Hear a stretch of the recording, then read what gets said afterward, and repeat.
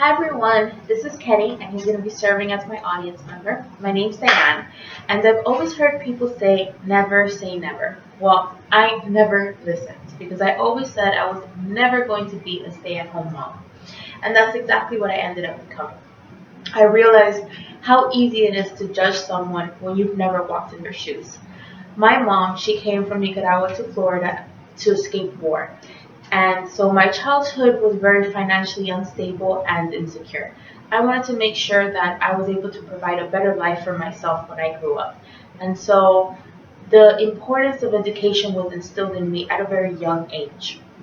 I ended up getting a master's in public administration, and that there are some difficult jobs. I finally got a great job in a government agency. And even though I had no great passion for what I did, and I didn't really like what I had studied, I was happy because it gave me that comfort that I had been looking for. So children didn't play a big part in my life goals because I didn't see how they were going to fit in my lifestyle.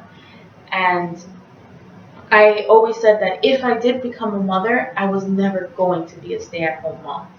I ended up getting engaged to a great guy, and we had both agreed that children was going to be something that was really down the line for us if we did have children. And so I got an IUD put in place to make sure that I didn't get pregnant. But somehow I did get pregnant. And even though I didn't enjoy my pregnancy, the second that baby girl moved inside me, I knew that my life would forever be changed.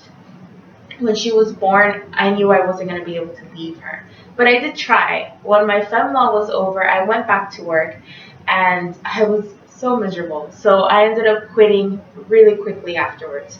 So that's when my transition from being a work woman, a career woman, to a stay-at-home mom really began. And I really had to change my whole perspective on life. And I saw that I used to see that being a stay-at-home mom were cowards, or they were lazy because they didn't want to get a real job in the real world.